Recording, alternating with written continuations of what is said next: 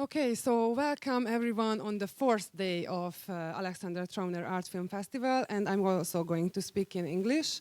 I mean, I try.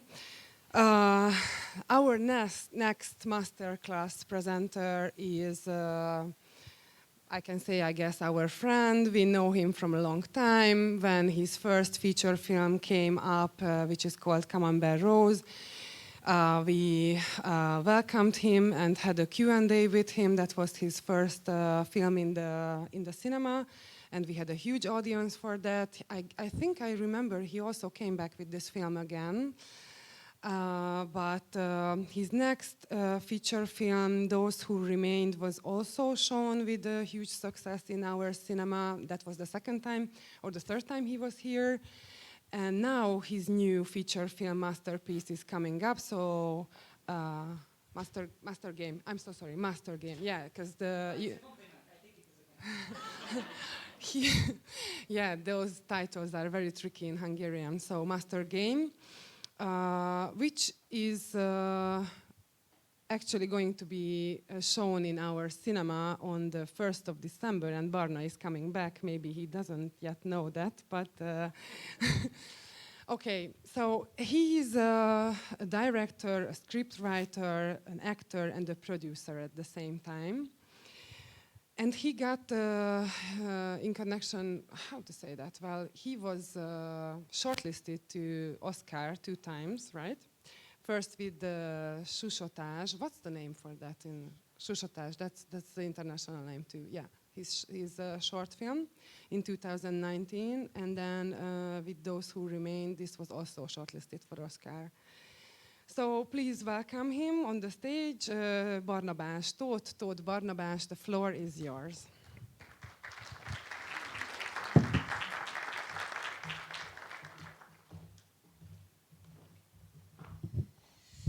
Thank you very much, Avi, and thanks for this amazing festival and this superb week. I'm having a great time, and congratulations on organizing all this, to your parents as well. Indeed, it's a pleasure to come back whenever I can, and it's a great honor to be part of this jury. And I thank you also for this occasion to hold this masterclass. So as you know, each year, the jury for this film festival, which is specialized on production design, it's composed of 3 different professionals: 1 production designer, 1 cameraman or director of photography, which is not necessarily the same, and 1 director. So I'm the director, probably the furthest position from image making and production design. So I'm going to be on dangerous, land miles when I'm trying to present with Mr. Balázs Hujber's booklet of production design. He's the production designer of Master Game, but I'll try my best. But I recommend to come tomorrow as well, tomorrow morning, for Joseph's masterclass if you want to learn from a real professional. I'm sure it will be amazing. And I apologize in advance for the content of this masterclass. Okay, so one question. Who hasn't seen Master Game? Who is present? It's a pretty important question, so be honest, please. Raise your hands who hasn't seen Master Game. Okay, 10%. I have to warn you that this masterclass is a massive spoiler, and it's a high concept movie with a lot of twists and the plot twists at the end. So don't spoil your first screening. I warned you, and also this is streamed, so whoever are watching online, please go first and watch it in the theaters if possible, because we dreamed it for the big screen. Or if you watch it afterwards, years later, watch the movie first, please. Okay, I warned you. I'm spoiling your whole movie screening, hopefully, if you wish to watch it one day. Okay. Technical issues, obviously, things which worked at 9 a.m. didn't work 10 minutes ago, but now it's working, so I have to reopen everything, which is the nightmare of a boomer, as I am. And which things which are even making things worse is that there is a Word document to open, and Macintosh doesn't like Word. It's a clean Microsoft product, this Office, Word, but if I open it, it can freeze, because these two systems does not communicate too well with each other. But what I need now is a PPT, or a PDF, yes, that's it. Okay, so for those who haven't seen the movie, just a few words just to present it, to put it in the picture. It's a genre movie, and I would say, okay, starting, sorry, probably it's me. If I had to qualify one genre, I would say it's a psycho thriller set in '56. And the story is based on an existing novel by Stefan Zweig, but with the co-writer Tibor Fonyódi, we changed a lot of things. But the main essence of the story is the story of this priest kept in prison and tortured with an unusual kind of torture, not physical torture, but mental, psychological torture. He's not allowed to see any human face for weeks and weeks and months, but luckily he manages to grab a book, and it happens to be a book full of master games, chess master games. So he was hoping for some poetry or for some novel or for some literature, but it's just chess games, and he's not into chess. But it changes his mind because he's so much isolated. He's not even to see any human face. So he starts to play with himself. For weeks and weeks, he's playing with himself, against himself, chess, and he becomes kind of schizophrenic. I'm sure it's not the way you pronounce it, but since it's, and probably not the way you spell it, but it's Latin, so everybody would, it's split mind, which is not exactly the same thing, but it's not a psychological course, so.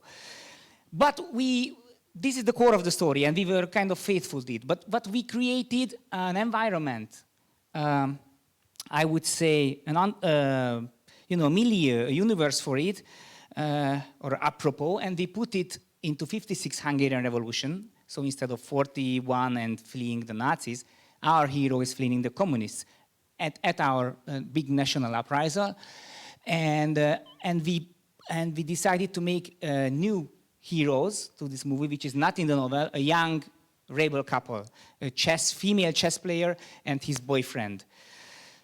So it has a romantic side. This film has a romantic side as well. And just to give a hint about the production, the budget was, it's $1.5 million, so not foreign dollars. We are not that good actually in economizing. So, and this is the set, but I'm gonna speak in detail about the set itself. But this is how it looked like at the Origo Film Studios, which was one of our co-producers. We had 25 days of shooting.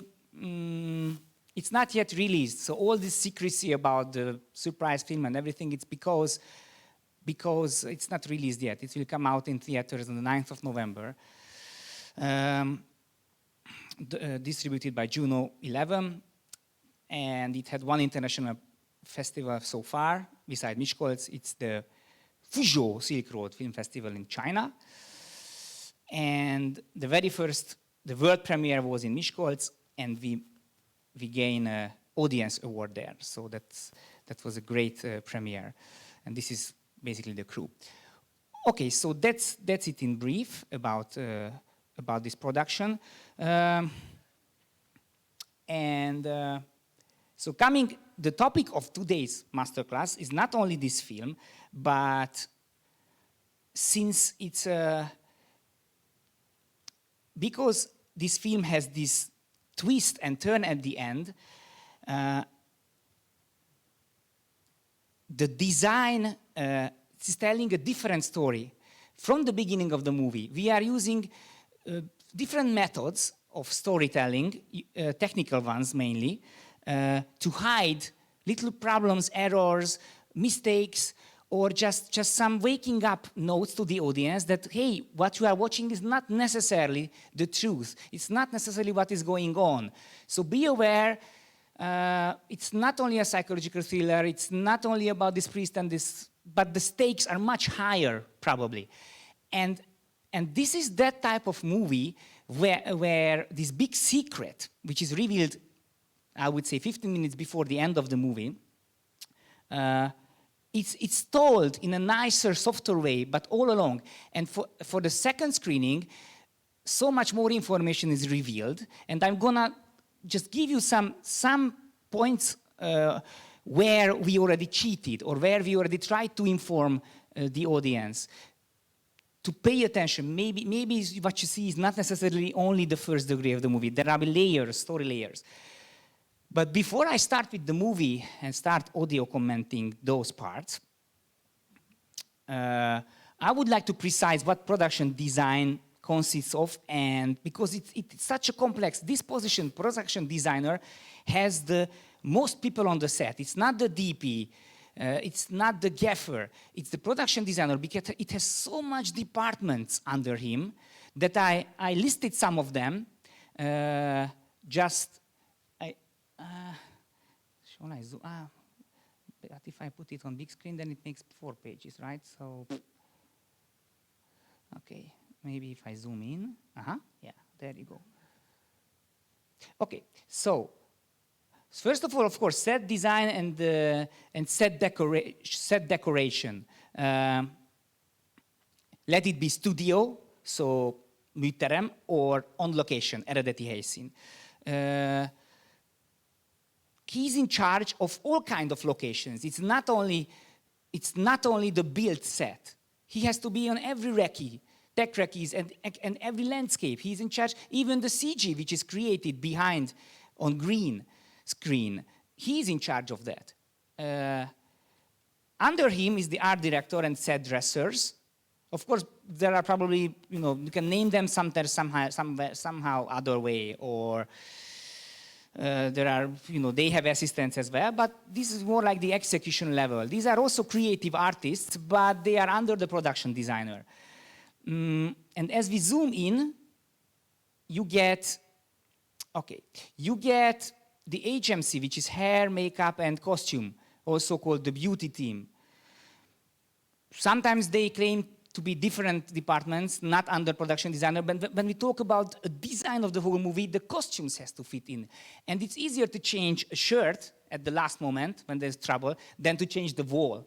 So probably the stronger guy is the production designer, so last word is his. But in an ideal production, they are already in heavy, not negotiation, but meetings and concept together weeks and months earlier production. You have the props, the kellékes, it's also art direction and production design. The printed graphics, everything which is on a bottle of drink or cigarette brand or a poster on the wall. Very often you have to create brands because you are not entitled to use existing brands or they didn't pay you. So you make graphic design and you create libraries and non-existing novels and movies that never existed or newspapers, etc. You name it. Animals, living animals on set, greenery. These are even people. It's a job to come on a daily basis. Vehicles, weapons and pyrotechnics, SFX, all kinds of weather conditions that you have to create yourself. Practical lights, the lights that you see on screen. For example, a guy working at night on a desk and there is a small lamp. It's not the light, it's not the electricians. They cannot touch it, they cannot plug it, they cannot control it, they shouldn't. It's SFX, it's a different department, and it's production design. It's different, electric plugs, so it's hierarchy, and sometimes positions are mixing and people don't like it. But for this masterclass, I would involve not only all these categories, but the picture itself, framing, lights, camera movement, which is, classic director photography, but still I'm gonna mention some part of it. The VFX and CGI, which is not the same thing. I might differentiate it when it comes. The editing, the main titles, and color grading. This is all goes, at the end of the day, it's a director, obviously, but it has to be group work, and it's the same football field and the same product that has to come out at the end of the day. Okay, if anybody has any questions at any point of this masterclass, just raise your hand, and I would love it to be interactive. Okay, but also you can do it at the end. or if I said something terribly wrong, either in English or either content-wise, you're also welcome to correct me. Okay, so I'm moving slowly to start this movie and to the subject of this masterclass, when art and what you see is telling a different story than the characters that die. Often, even filmmakers and the audience is very often too, I don't know, spoiled or lazy or comfortable or just trained to decode a story through the dialogue and through the characters and through the actions the characters do. But this is often only the first level. And now all I'm going to say and tell and show is the second degree. It's production design and that story which is telling. And to this, okay. So now you might, thank you, turn the lights on. Also, I'm just a little slice of information which is interesting. This seems like, now I have to put it the full. Okay, now this obeys because it's not Windows. Sorry for the constant anti-advertisement. Okay, so when you see this looks like an innocent title, but when you have two different copies, when you have a theater copy, which is called the DCP, which now, what you saw this morning is the DCP. It's a theatrical copy, printed copy of the movie. And this one, it's called the stream copy or broadcast copy, which is for television, streaming, etc. They claim different types of characters and a size of characters. So there are two copies, and not only color gradingly different, but the title. So you have to think already before the movie. It's not even started, and you have already trouble, and you have things to consider. Okay, the movie starts here. It's the opening sequence. It's 3 minutes 50 or something like this. It's a continuous one shot, one take opening.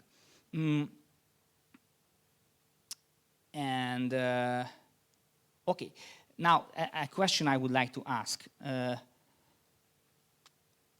Has anybody an idea?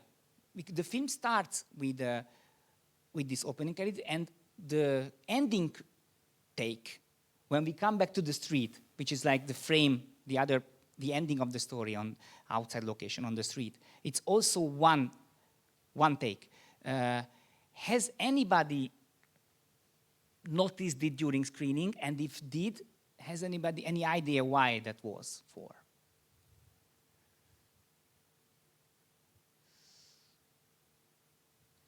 You might have noticed, right? Openings in one scene and at the ending as well. Do you have any idea why or what? Because it's a challenge for you. Okay, nice. Not really. No, that wasn't in my mind. No. Yes? It was the start and maybe the end of the movie, and it was the whole action, which is captured in real life, maybe. Action which is captured in real life. Yes. We are getting closer. Yes. Yes? Well, I would assume it's because, there was in real time happening, there was not much progress happening between, so the main characters didn't actually go far from where they started, and so I think that kind of closes. Okay, so they didn't do any big movements, so they were around, so we could follow them, right? No, I meant so a lot has happened, but a lot didn't actually happen. It's even more philosophical than that, maybe. Yes, there's something similar, yes, to differentiate reality and the dream or this transition between life and death. Because the whole movie is, it might be her brain or it might be a transitory state of the spirit. I didn't want to precise exactly what that was, but the transition between life and death. But until she's conscious and nothing's going wrong, I don't edit, I don't cut. I just, I wanted it to be realistic, real time, not cheating, and I start to cheat at the first cut. And then I'm cutting in a classical way. So it's a play, it's a storytelling play, it's a game I like to play with you, audience, And you don't have to understand it, and you don't have to decode it at first screening. But if you do it at the second or third, or if I have the occasion now to explain this to you, it's a pleasure. Maybe it's an additional information or layer to the movie. This opening shot consists of 3 different layers, or plates, you call it. This one is CGI based on 2D photos of Budapest, made it 3D look like, and you have some haze and fog, which is moving slowly. So you have the impression that it's living stock, real stock behind. And this one is an existing set. It's the same kitchen set as the old man and the lady, Mama and Papa. You have a photo and you have a quick shot at the end of the movie sitting in the kitchen, and this is their kitchen destroyed. Obviously, no one has to know this. But it's not only production-wise. It was not a choice because the kitchen was there and we don't have to construct another one. Probably it's darker. This is darker than I expected when I was dreaming this sequence, and there is no identifiable object on the screen. But I wouldn't mind if that would be the same building, and that would be their, her neighbors, But this is something that, nobody has to see or understand. It's just, again, a game I'm playing with myself this time. I agree. Okay, so this is the set we built, and there was green behind. That's where we projected this 3D CGI. And from this frame of the window, this is the building. This is the building. So it's like an illusionist or a magician, revealing her trick. So the more time I do this, the more problems you will see probably. But yeah, hey, that's how we do it now. I'm a magician who is revealing secrets. So this is the first shot. Da-da-dum. We have one. Again, we cheat a little bit because it was one take, but then I decided that I like the beginning of one take, and then the rest, when the truck passes, I liked the following action from another take. So when this truck passes, we already expected that we might cheat there and edit here. So we added two takes here, and we had to adjust her position digitally because she was standing here, so we had to put her there and to zoom in, and but nobody probably will notice it. So, but we repeated it 7 times, and it was okay. But I had the chance to manipulate and to stick to get the best ending of this take and the best beginning of the take. So I did live with this occasion. Okay, so many cleaning here. This was brown. It was too modern, and there were the modern problems: air conditioning system everywhere, so we had to take all these off from the windows. But this is a routine job. It's not expensive. It doesn't take too much time, and that's the easiest part of CGI right now, to take this off. We are going here. They get shot, and this is the first cut. Nem kapok levegőt.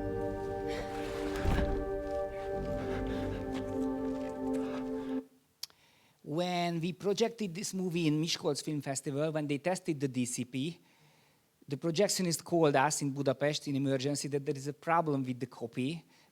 Double check it because the color grading is not constant and the sound glitches. And we were, in a way happy, and we smiled, but not everybody is happy about this editing, because now, as you've seen the movie, it's okay and you understand. But when you see it for the first time, it's quite a not a challenge, I would say, but it was a pari risqué, as the French say. We took this risk to seem like a problem, but I just couldn't resist, because you see, sometimes I take that. Because in the train, it's electricity what matters. I play a lot with the light and the flash and the short circuit. I don't know how you call it, áramszünet or áramkimaradás. And somehow I take film the film print as well. I know it's a digital. I'm not, it's not 35 anymore. Maybe we could have done it otherwise. But I kind of thought maybe light is going down fast. Light is going down fast. There's problem with sound and some frames are missing or jumping, because if life is a constant film, there is a glitch. So we decided to use the word glitch. We called it in Hungarian as well, glitch. And we use it sometimes. On the train, we of course accelerate and also enhance it more. I will talk about that. Várjál! Hiányzik egy gyalog. Márta, menjünk már, itt akarsz meghalni. Same thing. Normally you would, normally you would, when the hero stands up and runs out, you never show this normally, because it's out of focus, it's useless frames. We were not even shooting this with the intention of leaving it in the film. But then the editor, Károly Szalai Szacsa, when he saw these frames, he started to steal frames from the very end and the very beginning of certain takes. So this is it, the blurry background and another glitch, short one. And it's dark, suddenly dark. We don't know what time we jumped and we don't know what space we jumped. Somewhere we are already at the train station or near the train station. So this is how trouble starts. And probably you told yourself, I don't know what you told yourself. You told something to yourself. There's something trendy editing or or some mistake or some error. But I hope it raised, a kind of awakeness and awareness in you somehow. Okay. Next one, because now I'm time coding. Okay, we have a wide shot of the train station. This one. So here there are not many secrets. I'm just tiny detail that I would like to, because nobody sees it. It's not, it's not the ideal length of the take and not the ideal framing. But here is the flag of the revolution, and we ordered like a separate projector to light it, but unfortunately it's too high, but I still like it. And this is an amazing location at TóthIt, and I've seen it in many video clips. Péter Fibori has a video clip which is set in this decoration, and also often film crews use it. And I like this kind of, I wouldn't say surreal, but still somehow it looks.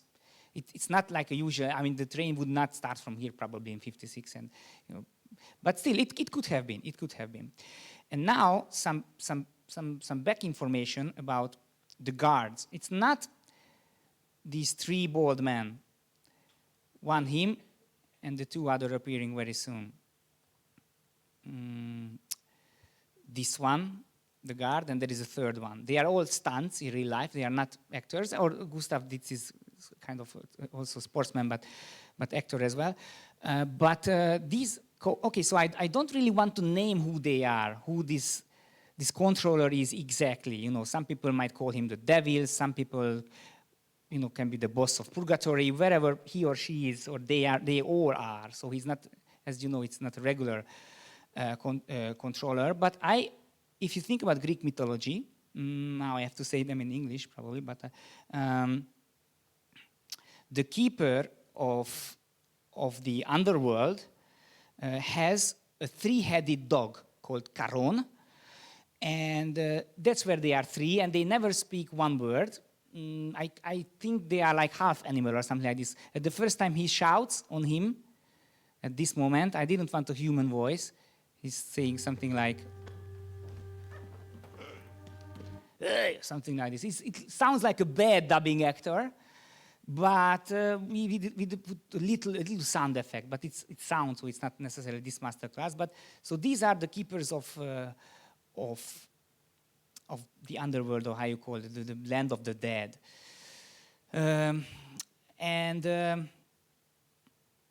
Yes. Okay. Next one. For the main title, this is actually the train leaving, and then I wanted it to some kind of like the burnout, like become carbon or something like this. It seems like now a shadow, it can disappear. It can also disappear in the clouds, or it can be just burned. And this layer is actual smoke. We had 2 hours shooting of smoke in the studio, and we use it in many other times, but it's not CGI. It's just VFX. It's just one layer. Smoke plays also an important part in this production. The first glitch on the train, the first thing, this layer of the story doesn't have too many hidden messages or secrets. This is suggesting the schizophrenia and the split mind of this priest. So it's not about the main plot of the movie actually, but also we like to play with visual stuff here. They are crossing the first car, and that guy, who is, by the way, Géza Bereményi, very famous poet, writer, film director. But what is interesting is, this little piece of information. He's holding a piece of bread, and it refers to an iconic photo of '56, real photo, and story and anecdote that people were standing in line for bread, and they were just massacred by a gunfire of the Russians. So this is one survivor. But then again, it's backstory. Many people don't know it. It's just, but then. And the concept behind these glitches is that it only starts to work. So the electrical problems with the train occur when somebody realizes or starts to realize where he is. So some characters of this movie, usually at the beginning, secondary characters, are panicking somehow. They don't know where they are. They see that there is a trouble. So this guy is watching the alarm, how you call it, face fake. He's already thinking about, at one point, I might stop this train because I'm panicking. It's not where I should be. But this is just, too much information probably. But there is this glitch again. Tudom, értem. De legalább most itt tartsunk már össze. Sorry. Now, another challenge was the windows all the time. Windows. I didn't want to see outside at the movie, even though it's dark outside and it's winter and there are no cities that they are crossing, so it could have been black all the time. But somehow I felt it better if we closed the train. So they closing the curtains, and I emphasized it with dialogue. When he enters, everybody is like closing curtains in the background, or some people do at least some point, because they are scared of the attackers or Russians or anybody. So they are closing the curtains, and from the inside, they are taping newspaper all around.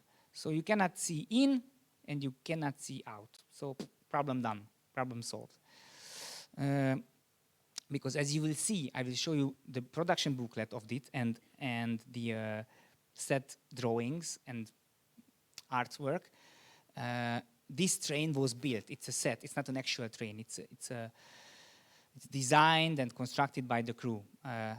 So we had absolute control over the walls, over the roof, everything. So we could approach from anywhere with the cameras.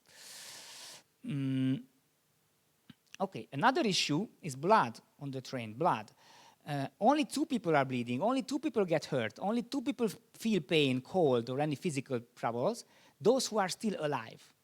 Okay, but none of them are aware. So this guy, this actor, played by Béla Dóra, he's in pain. If I could redo this movie, I would ask him to act. That's my mistake. It's not his acting. I would act him to be much more in pain and much more in panic. Sweating, white. Much, because he's kind of cool. But he's a cool guy and he's very good looking. So we didn't want to spoil his look for the female audience. Doesn't spoil his hair and his makeup. By the way, makeup. Every single actor and actress except him and Marta are painted a little bit slightly white, not as much as Roy Andersson movies, but still another layer of white, especially the lights in these compartments are pretty unfortunate DP-wise, because there is only one source and it's the top. There's no other way to light any character here, only one lamp from the top. So every eye is in the middle of a dark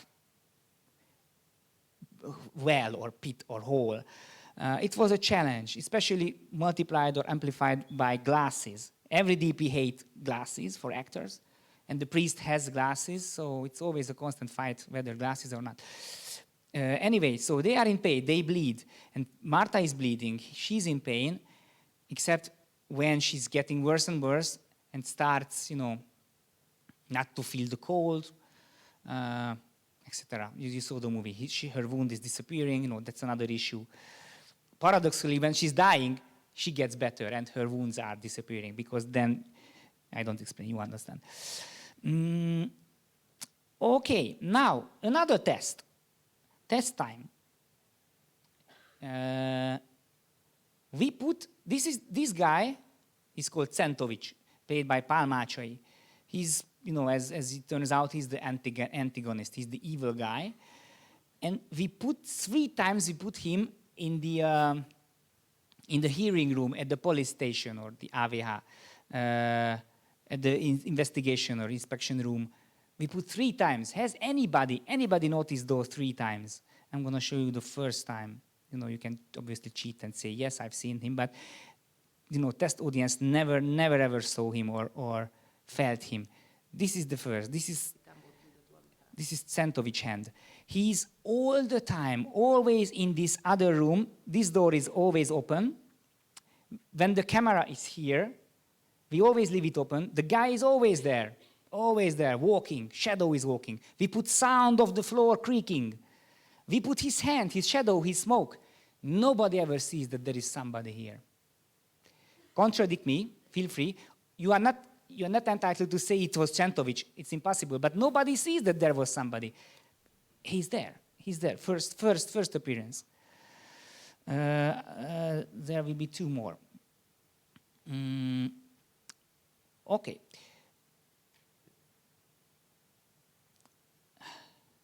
This shot, just explanation, making of. His cell was also built in set. So we could take any of these 4 walls out anytime, and we could take the roof off, and we could, it's a very high studio, but obviously the camera cannot go that high. So after a while we added wall with CGI. Added. And this shot, it's called the well, to say. It predicts, in a way, later the full chess table. The challenge was lighting, obviously. How do you light this scene? It's lit from central up, but where is the light? So we had to erase. I don't know where it was. Actually, I don't even know where it was, but somewhere here or there must be a light. Or behind the camera. I have to see the making of. I don't remember that one.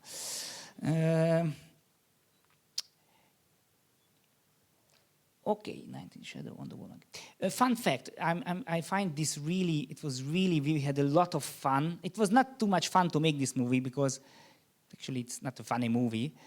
It doesn't necessarily mean that every serious movie is serious shooting and comedy is comedy shooting.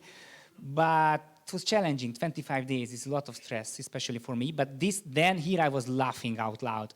This pillow thing.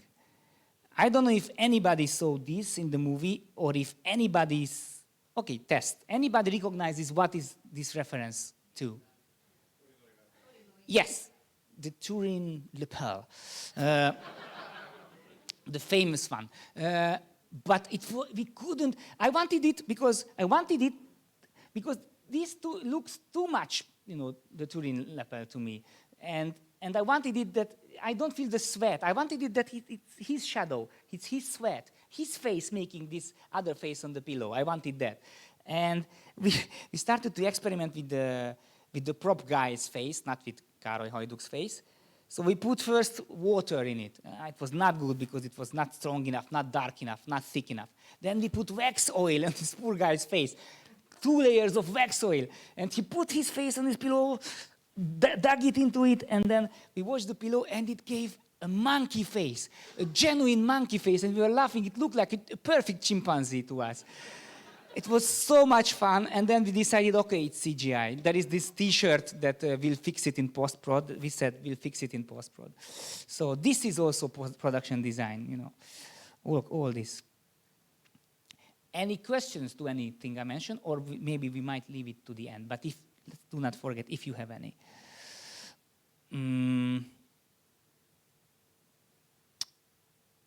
Okay, the next one I don't like too much, but I'm showing since I'm fair. I don't think this CGI, I'm not too happy with this CGI here. Also a big challenge is how to say, unsolvable problem. How to show a face which, you know, the back of the head which turns, and it's another back of the head, because you have to split somehow the ears together. It's not the poverty of CGI, it's not the poverty of techniques, it's not the logics, it's not the software, it's not the expertise which is behind. It's nature.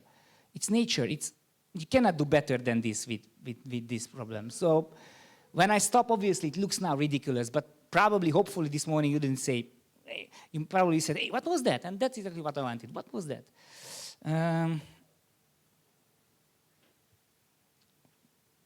Okay, two more appearances of Centovic, one after the other.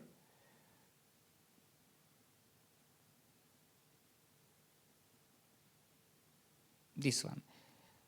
Our hero is talking randomly about something.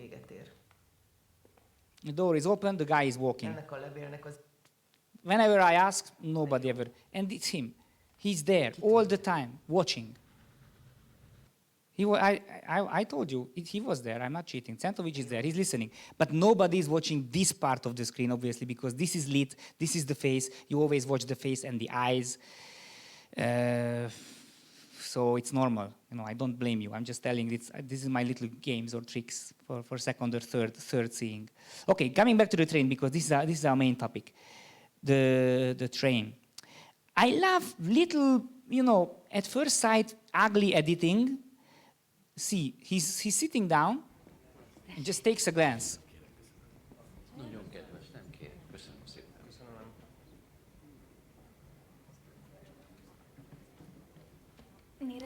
This is bad editing.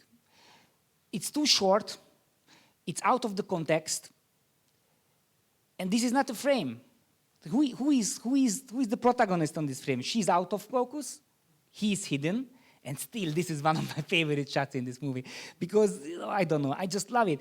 And you might have felt, hey, probably I missed something, you would have said to yourself, but, you know, and there are 2 or 3 more of this, which I like very much. So he's there, he already seen Bay is there, they spotted him, they are spying him, everything is happening through your, in front of your eyes, okay, in front of your eyes. Again, a huge spoiler, at least 10 or 15 frames. 17, 16, 17, 16. He's interrogated, super tired, middle of the night, and he flashes.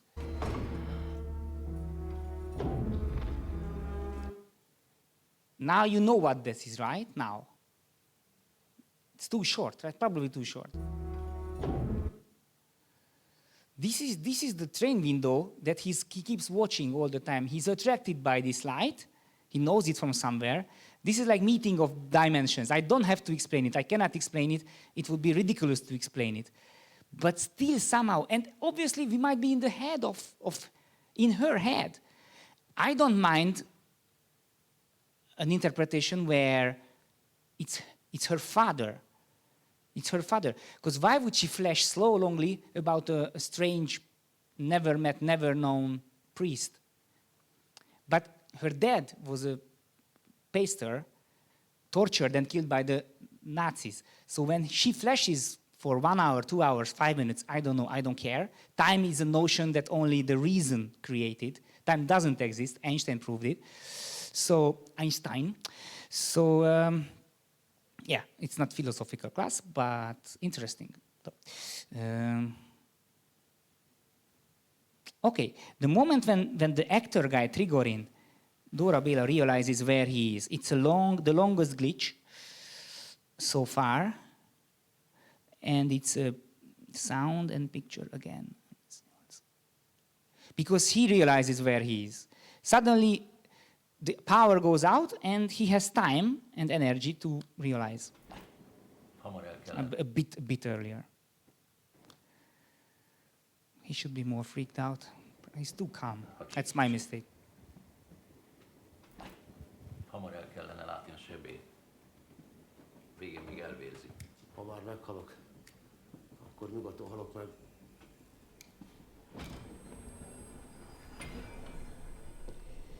And this is pure slow motion, like triple slow motion or 1/3 speed. Because I need more frames. And he's a genius. He was like, I went out to the toilet during editing, I came back and he gave a solution to something in 5 minutes, and I said, great. I guess I was just slowing him down. He's probably when I was present, and I wanted to be present all the time. Okay. Now, another explanation, which is not strictly production design, but I couldn't resist on explaining this. When the controller comes and smells her, which is probably weird for the first time, he's searching for dead bodies. You know, if he smells alive, then there is trouble. But since it's his coat on, she asked for his coat, who is a dead person already. He's smelling dead person, so he thinks it's her coat. So she's okay, she's dead, no problem. But then the boy is alive, so I have to catch the boy. It's a bad conclusion from Mr. Other dimension, Mr. Devil here. Okay, another fast-forward information, advanced information, she realizes this photo. Looking randomly in family photos and showing around. And she asks, when was this taken? I never seen this photo. And this is, obviously their suicide moment. So it's a photo from the future, and you see more or less this take at the end, at the montage. So this is also, it cannot happen. But now it looks like a random, some information which might be useful later, might be not. It's there anyway. Okay. One shot, another CGI shot, the mirror shot of the well shot. This is the chess table shot. Same method, again, just extended set. I had two versions of this. I had one version where in each and every cell he does something else. So we did 64 takes and 64 different actions for Károly Hajduk: sleeping, gym, dancing, singing, having a hysterical, everything. And we put it in all the different frames, but then somebody suggested, my wife suggested that it would be more maniac if, he does the same thing in every cell. It's not the same shot, it's like 4 or 5 different shots varied, and from different frames, but he's playing chess, and she was right. He has to play chess all the time, he's not doing anything else. So it's a great idea. 64, obviously, 8 times 8. Fields of the chess table. And here comes another thing. Look at this editing now, look. Pontosan. Tudathasadás. Have you seen something weird when he says, how do you pronounce this schizophrenia? Schizophrenia. Have you seen nothing? Just look at his head. I don't know, I like it. It's a bad editing. It's bad continuity. He turns his head twice, but he says, I'm schizophrenic. So he has double identity. Okay. Probably no one notices even at third screening, but I don't know. I like it. Okay. Then another thing. At one point she says, I'm pretty sure I've seen people of the secret police or the Stalinists or AVH-sokat in Hungarian. I've seen the bad guys on the train, she's saying. at this point. Biztos, hogy ő nyomott fel a vasutasnál. Én meg megmerek rá esküdni, hogy árusokat láttam az egyik kocsiban. And she's looking exactly at one of them, but she doesn't know, and nobody knows at this point. We showed Centovic, she says, there are AVO people in the train. And exactly, we know what we talk about. Okay, one spooky thing, I like this little guy here. At first screening, he's very innocent, he's sweet, he's my son, so obviously he's sweet. This is my wife and my daughter, so I put my family in the movie, but that's not my point. My point is that, but at second, when you realize that it's a ghost story and it's transition to death, I love the instrument. It's typical Japanese ghost story. This game, this play. So, but then I know it's too subtle to realize. It's just another little game. Optical jump scare. 51-52. This is just a fun fact again. This is not digital. He's jumping in the light. At least 15 trials when he made it, but it's not like he doesn't have too much time. But there is no editing, no jump cut. Yes, he's there. He made it. Very often he was like this, again, and then I left it in. Okay.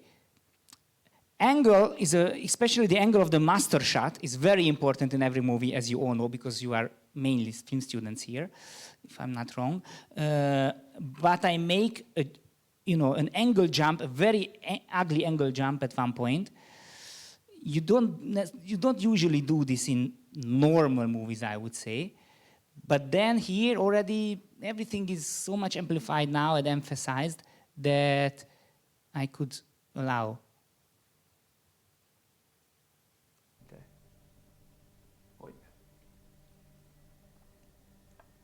So this is our master angle from this side. Szabálytalan, tudom. It's not nice. Your eyes are not used to it because people don't do it. But it pushes you again. Oh, okay, something is happening.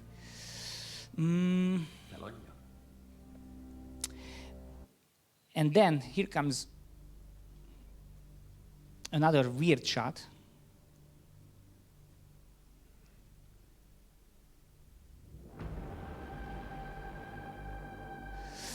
This, originally, our intention was to recreate the old boy effect, the fight scene. We wanted this shot to use it when they are already shooting at each other and there is some running and there is like a duel between the evil and the good guy.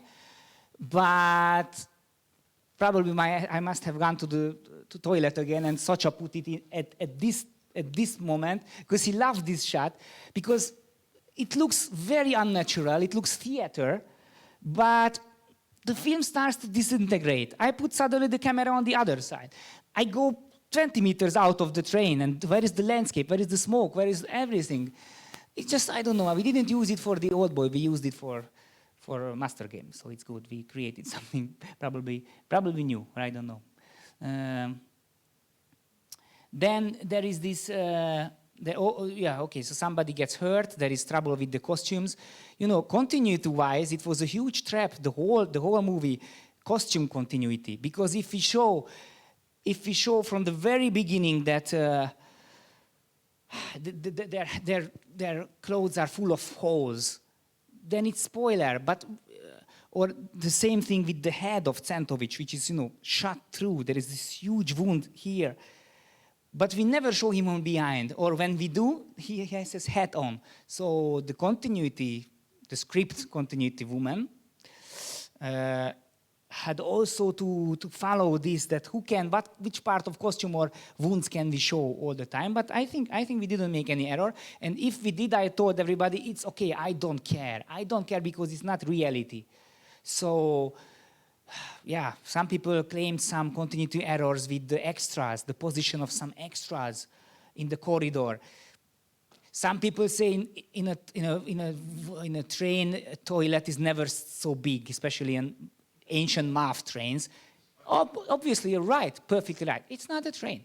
Or the corridor, it's at least, 40% broader than a period train. But I needed space for the camera and the crew. I didn't want to spend 20 days like herrings.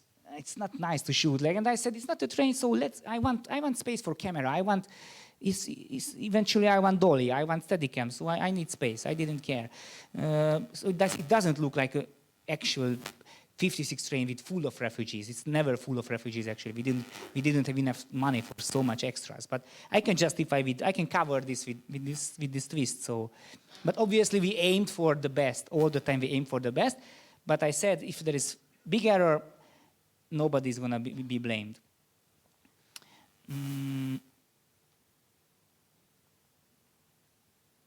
Okay, another example of some frames which were not intended to be in the movie, but was before action or after cut, I don't remember. But this is just a pure adjustment of sharpness, this. Probably the slate, the marker was out of the frame or not even in yet. And I like it. I didn't think of it. It was not storyboarded. He found it. Sacha found it in the footage, and we put it in. You have to always watch through every footage, even the bad ones, even rehearsals, shoot rehearsals, etc., etc. Yeah, some little information. I fear we are running out a little bit of time, so I might skip a few of them. Okay, one thing I cannot miss. Now I will really ask these questions, so I'm not going to help you with the answers. The last train cars. Okay, so we have the flashing train car. This is flashing. Sorry. As we approach to the end of the train, every single car has a different identity and visual concept. This is the flashing one, and they are entering another one. Sorry, leaving the controller behind. They are entering this one. Just to show you. Has anybody any idea where we are now and where we are in the next one, this one? I can give it a few seconds, so. Yeah, sorry? Okay, nice. Okay, I like that one. Okay, I love that one. It's, again, some additional information that you don't have to decode, and you don't have to take it with you at home. I have my version. You might have your own version, which is always better than mine. And what about this one? Okay, yes, who told this? He's not, yeah, good, Hungarian Historical Museum. Yes. This, exactly. I guess the story doesn't need all this, but I think it can enrich the movie, especially for local audiences. So this is the kind of cemetery of Hungarian properties, historical properties, props, like a depot house, how we call stock house, like an old warehouse, where everything, I will show you in the booklet how it looked like originally. It's much smaller and darker than it used to be, but okay, so this is one Lost Revolution flag. This is another Lost Revolution flag. Unfortunately, you cannot see the hole in it. There is a hole, but it was not well. This is, if you want, Black Raven of Hunyadis. And, I wanted to put the big Hungarian, the before Trianon Hungarian map here, but people told it would be too much, so I agreed, too much. And this is optical, it's not digital, this is optical, it's with an engine, this clock which is going backwards actually. It goes backwards, I know it looks like it goes onward, but it goes backwards. Doesn't care, no, we don't care. So this is set, and it's green with some additional smoke, and wind machine. And yes, this is a reference, a very sad reference to the Holocaust, actually. People were carried on these cars, and this is like, that's it. That's as far as I want to go in this. Children's shoe. That's it. If somebody thinks of it, it's okay, but I think you have other other problems at this point of this movie to think of and to digest. So it's for this masterclass, and maybe for the Cahiers du Cinema in 100 years. Okay. Van még egy kocsi. The next thing, last but one, is another little game of mine which doesn't have any meaning now. I just the editing. Look at Marta. Look at her. It's again very bad continuity, but I just don't care. I told myself there's no point now. No, I cannot. Even to myself, I cannot explain. I said, why not? It's not a train. It's not a movie. Okay, the hardest CGI to make in the whole movie, I will tell you, and you will never find out. So I'm gonna tell you. I don't have to. It's this part of the movie. That was the longest, hardest, most expensive CGI part, because he was breathing all the time, and we had to fix it in 3D with hands, fingers, other hand, wound. So this is built up. Everything is built up.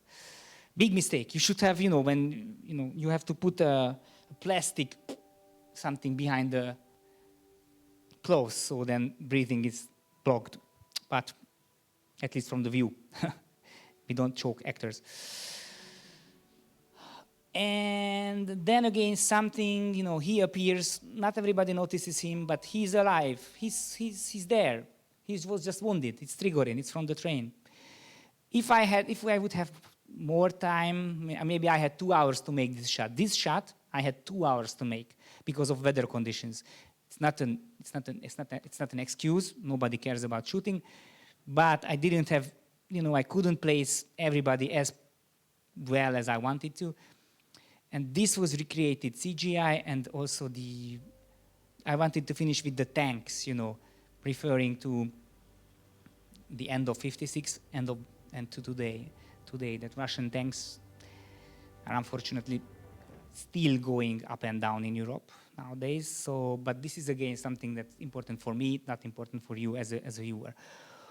So that was the short analysis of these glitches and hints. I still have a short material to show you, but let me just ask you if you have any questions or comments at this point. Was the clip written like that one, or you changed anything During shooting? Not much, no. I think I didn't change probably anything, and everything was very much planned ahead with the DP. We storyboarded everything. We had all the drawings of every set, and we didn't have time to change stuff. And everything was rehearsed with the actors. So they knew their text beforehand. It was like a play. So no room, no time for improvisation, although I adore improvising. But yeah, no, not really. Editing, yes. At the editing, I still, when I write a script, I always write every scene like on the wall, as people, you see them, scenes, each sticker for one scene. And I brought that in the editing room, and we still reconstructed stuff. We changed the orders because of the right rhythm and dynamic and perception of the audience. So when I write and when I edit, I have plenty of time. I love that. When I shoot of that amount of money, no room for changing stuff. It's very dangerous to change. It's like a Hitchcock story or something. If you change something and you didn't, I've been thinking of this movie for 2 years, the concept. If I change something in 10 minutes, I cannot take that risk and that blame on me to ruin everything. So not really, no, not even dialogue. I write dialogue, I rewrite.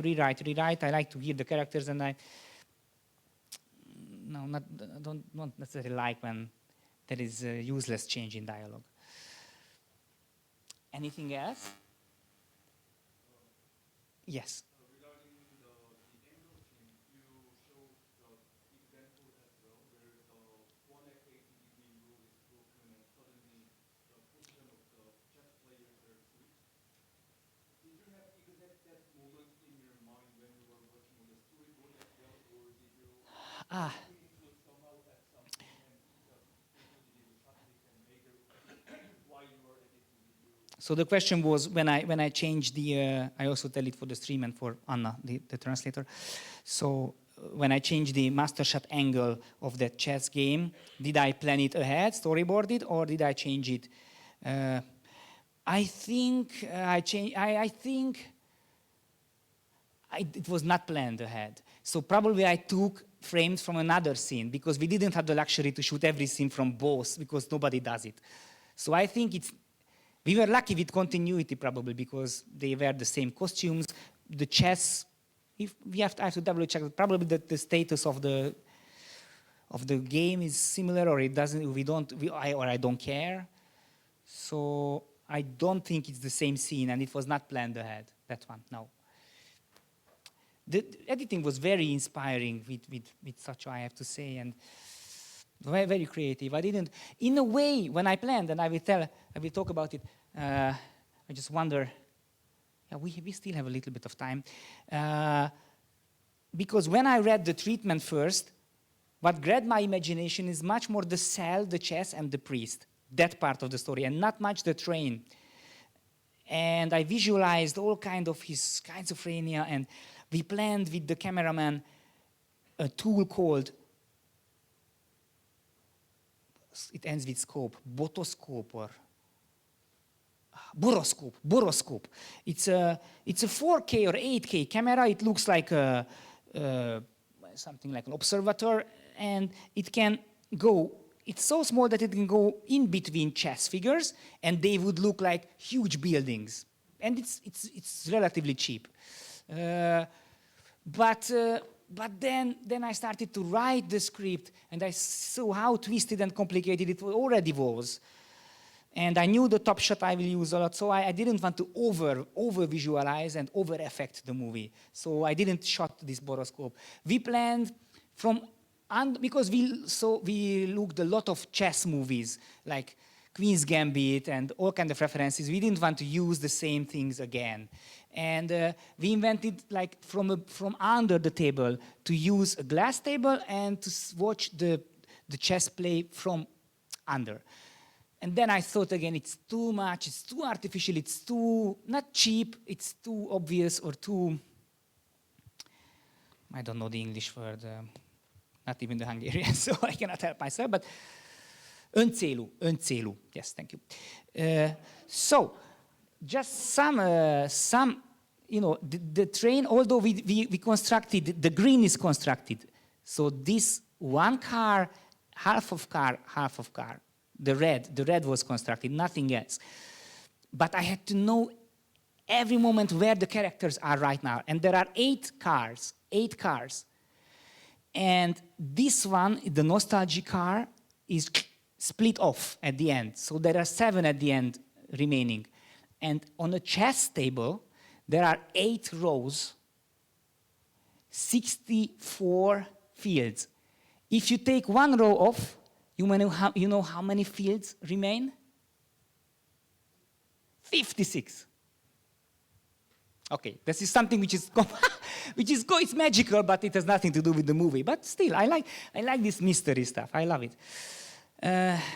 The Holocaust car, we borrowed it from another production, so it existed.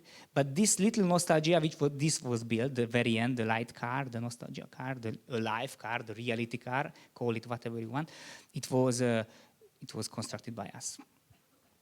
So this is the whole studio size, Origo 8. 8 is probably the smallest. And this is what we used of it. This is the train, this is the cell, and maybe this is the kitchen. Something like this. I will have photos as well. So this is by Balázs Hujber, production designer. And I have to mention the DP, András Szőke. Másik Szőke, András. András másik Szőke. So, I'm sorry if it's... Okay, so this is all just, mood board. It's beforehand. This is his plans. But we stick to the sizes, we stick to the colors. This color was hard to pick, and we wanted more bluish, more grayish. We got a green material at the very last moment, which is pretty disturbing. So I'm not 100% happy with the color of the curtains, but that's what you, I don't know. This was, but no, this is the, this is what it looked like. Is it light enough? Can you see it? Okay, just please raise the, please lower the light. So this is what it looked like originally. Marta and Istvan through the history. But you don't need this. You don't need this. I didn't want that. We had smaller one, we had more stuffed one, much more things in it, darker. I like to leave it in mystery. And to be honest, some people of the crew, the creative crew, never liked this concept of Hungarian history and Holocaust. So I left it. If you like it and you see it, okay, I'm telling you now, but it's not necessarily in the movie. This is, yeah, basically, this is pretty much, he uses the other angle that we used, but still it's pretty much the same. Everything is the same, maybe some colors. And this is the cell, not many changes. He had this suggestion to use the hole, the keyhole, as a chess figure, but we never used it. Great suggestion, no time, no money, no energy.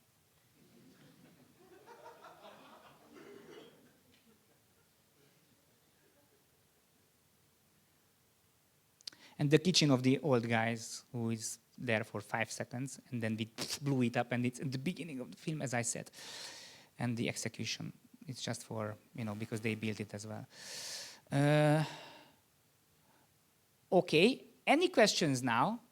Any questions to anything? Yes? So you explained about the meaning of the two carried at the end of the train.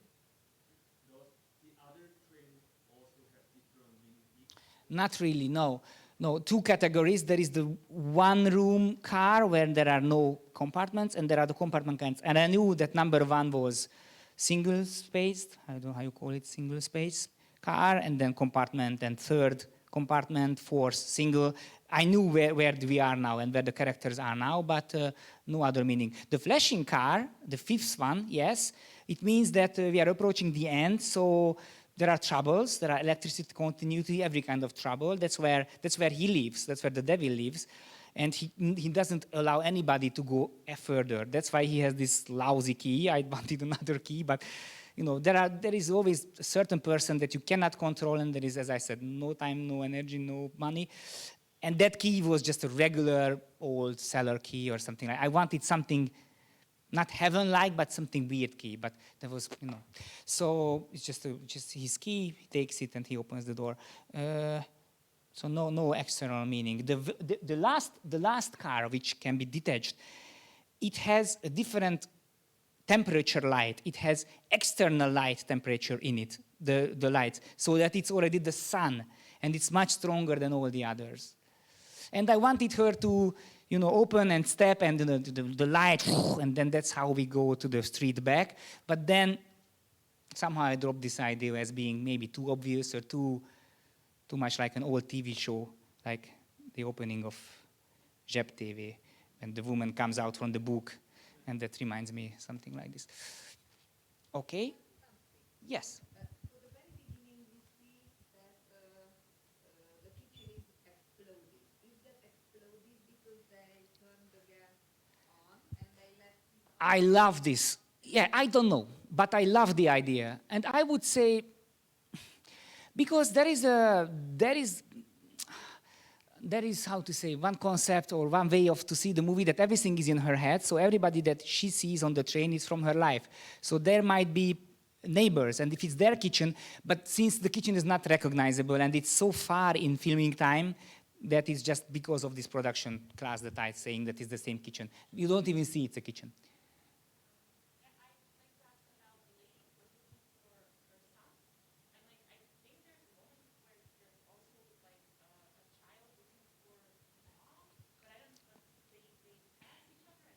Yes. There is the child who is seeking for his mother, and there is the mother seeking for his child, and then when they meet, it's not the same mom and not the same child. So, and the child's name is Andris, and it's referring to Andrew, NDG Vajna, because he was 12 when he left Hungary on a train in '56. Little homage, although I never met him. Yes?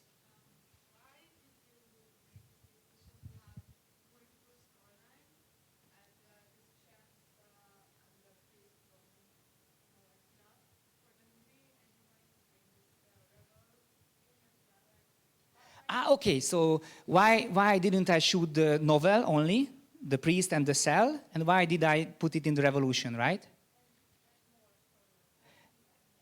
Because in my opinion, it's not enough for one movie. Although I was contradicted by German production, very recent German production called Schachnovelle, Chess Novella, which is the original title, 2021 movie, pretty good German movie, and they didn't put the romance, they didn't put the train revolution, they only shot the movie, and it was not bad. It's a pretty good movie. So I don't know. At first, I didn't write it. I mean, the first draft was written by Tibor Fonyódi, but I don't know. I found it's enough space for that, and also I didn't mind talk about 56. I know it's already exploited in Hungarian cinema. I know there are so many Hungarian movies at 56, but 56 is very important, and at least to me. So I didn't mind after dealing about the Holocaust very indirectly in Those Who Remain.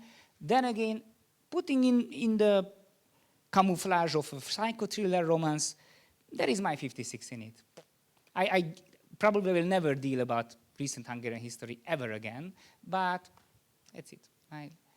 For me, 56 is black and white. There are heroes. The last time in Hungarian history that everything was black and white. For me, that's my interpretation. And now people are corrupting it again. But this is not this class. Yes?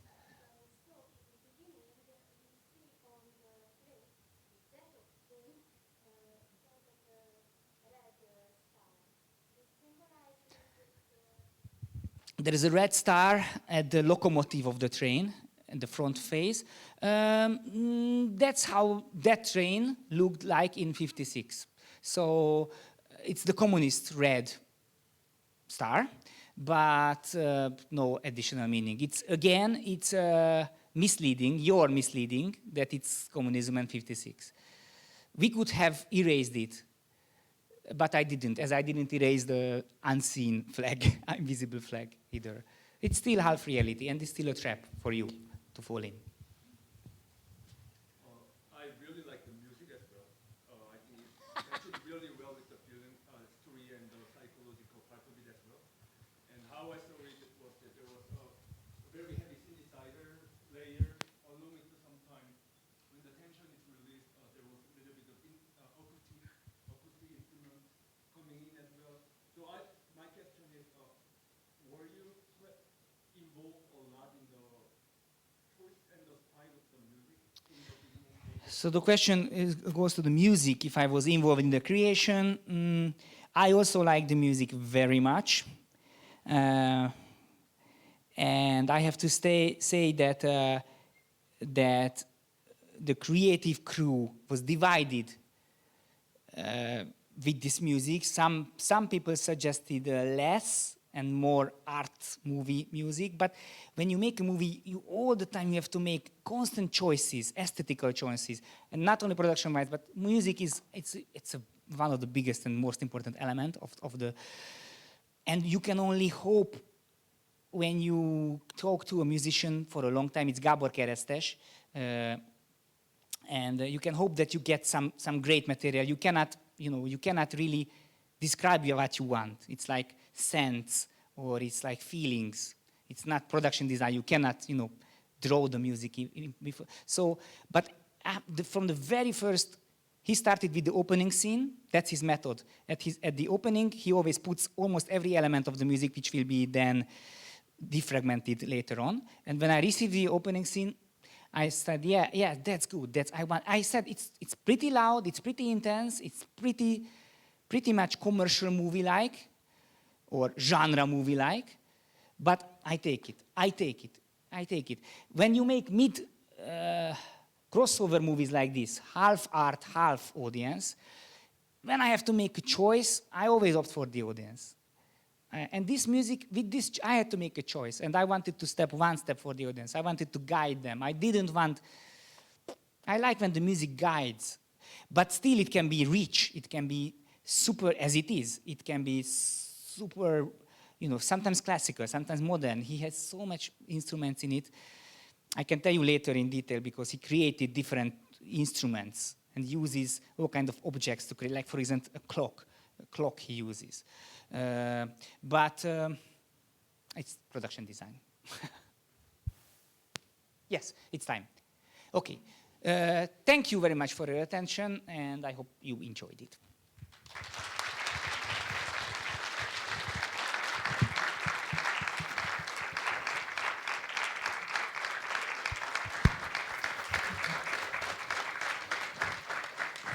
Köszönjük szépen a figyelmet, és 14:30-tól várunk mindenkit, vagyis 5 perc múlva vissza a filmre.